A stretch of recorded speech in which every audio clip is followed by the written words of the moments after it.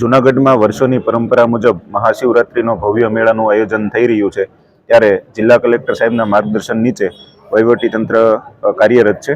આમાં આજના દિવસે માનનીય કલેક્ટર સાહેબના હસ્તે ધ્વજારોહણ અને પૂજાવિધિ કર્યા બાદ મેળાનો વિધિવત પ્રારંભ થાય છે.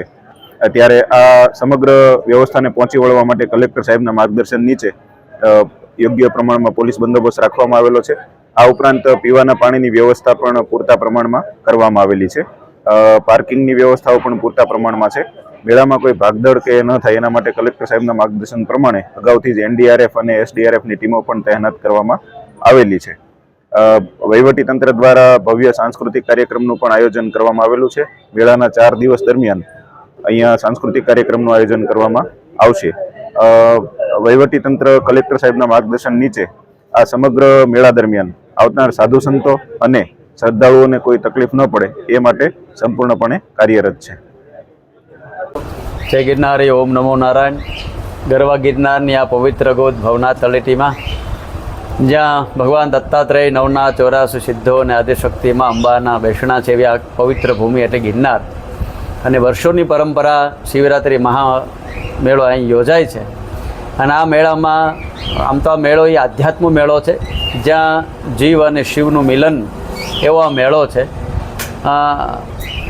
ભવનાથ દાદાનું આ સાનિધ્ય છે અને આ મેળામાં આધ્યાત્મક ક્ષેત્રે ગિરનારને સિદ્ધ ભૂમિ કહેવાય છે. ઘણી ભૂમિ છે, કોઈ સિદ્ધ ભૂમિ છે, કોઈ તપોભૂમિ છે, એમ ગિરનાર એ સિદ્ધ ભૂમિ છે.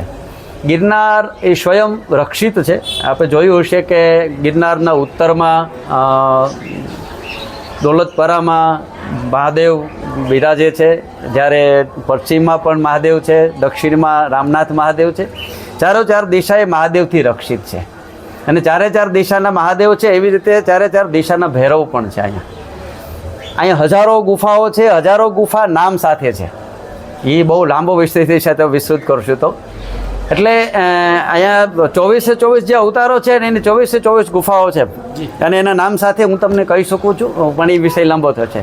મહાદેવ પણ આખા ગિરનારને ફરતા મહાદેવ છે અને એ સ્વયંભૂ છે, કોઈ વ્યક્તિએ સ્થાપિત કરેલા નથી. એ સ્વયંભૂ મહાદેવ છે અને ભૂમિ છે જ્યાં લાખોની સંખ્યામાં સાધુઓએ તપસ્યા સાધના કરી છે, એટલે આ ભૂમિનું વધારે મહત્ત્વ છે. બીજી વાત એ છે કે નરસિંહ મહેતાના દર્શન માટે થઈએ, નરસિંહ મહેતાએ જે સાધના કરી, જે તપ કર્યું, એના માટે ભગવાન 52 વખત આ ભૂમિ ઉપર આવ્યા. એવી આ ભૂમિ એટલે ગિરનારની ભૂમિ છે. તમે જુઓ, બધા જ મેળા છે એનું આયોજન છે, જ્યારે શિવરાત્રિનો મેળો છે એ સ્વયંભૂ છે. આજે આટલા લાખો લોકો આવે છે તો એને આવાસની, રહેવાની બધી જ વ્યવસ્થા સ્વયંભૂ થઈ રહી છે. શિક્ષિત સરકારી તંત્રએ તો હવે થોડા સમયથી કાર્યરત થયું છે, પણ આ મેળો તો અનાદિકાળથી છે. ગાડા લઈને લોકો અહીંયા આવતા અને પ્લાસ્ટિક બુંગણો બાંધી અને અહીંયા અન્નક્ષેત્રો ચાલુતા, ખીચડી ખવડાવતા, ત્યારથી પરંપરા અત્યાર સુધી આ રહી છે. એટલે આ મેળો પણ સ્વયંભૂ છે. અહીંયા તો ભવનાથ દાદા પણ સ્વયંભૂ છે. અહીંયા તો માં આદ્ય જગદંબા એટલે શક્તિ પણ સ્વયંભૂ છે. એટલે આ મેળો સ્વયંભૂ છે અને લાખોની શ્રદ્ધામાં સંખ્યામાં જ્યારે શ્રદ્ધાળુઓ આવે છે તો એની રહેવાની એની વ્યવસ્થા જ અન્નક્ષેત્ર 250થી વધારે અન્નક્ષેત્રો ભવનાથ તળેટીમાં છે. એટલે આ મેળો જ કંઈક નવી ઉર્જા લઈ આવનારો છે. ખાસ તો મારે એ વાત કહેવી છે કે આ મેળામાં આવનાર દરેક યાત્રિક, દરેક શ્રદ્ધાળુઓ કારણ કે ગિરનારનો જે મેળો છે એ પ્રકૃતિ અને પર્યાવરણની સાથે જોડાયેલો છે. અહીંયા પ્રકૃતિ પણ અદ્ભુત છે, જ્યાં ઝરણાઓ છે, સિંહો છે, વન્ય વનસ્પતિ, પક્ષી, પ્રાણીઓ બધા છે. તો એમને નુકસાન ન થાય એના માટે સરકારશ્રીએ પણ પ્લાસ્ટિક બેન્ડ છે.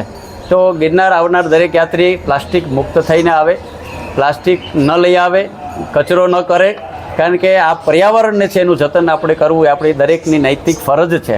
તો એ નૈતિક ફરજના ભાગરૂપે આપણે પ્લાસ્ટિક ન લાવીએ, જ્યાં ત્યાં કચરો ન ફેંકીએ, પર્યાવરણ અને પ્રકૃતિને નુકસાન ન થાય એનું ધ્યાન રાખી અને આ અધ્યાત્મ ભૂમિમાં કંઈક લાભ લેવા માટે આવીએ. આ નહીં તે ખાલી મનોરંજન માટે, કારણ કે આ મનોરંજનનો મેળો નથી, આ મેળો એ આધ્યાત્મ મેળો છે. અહીં કંઈક ઉર્જા પોઝિટિવ વાઇબ્રેશન લેવા માટેનો મેળો છે. સૌના સયારા પ્રયાસથી આ મેળો સુખ શાંતિ સંપન્ન થાય અને આધ્યાત્મિક ઉર્જા લઈ અને દરેક જીવ એ શિવ તરફ પ્રયાણ કરી, એવી જ અભિલાષ સાથે જય ગિરનારી. ઓમ નમો નારાયણ. લ્યો. મારું નામ રાજેશ ચાવડા છે. હું મુંબઈથી આવું છું. દેવોના દેવ મહાદેવ અને એમનો આ પર્વ મહાશિવરાત્રી, અને આજે નોમના જે ભવનાથ મંદિરમાં જે ધ્વજારોહણનો જે કાર્યક્રમ હોય છે, એ ખાસ ધ્વજાના દર્શન કરવા માટે હું મુંબઈથી આવ્યો છું.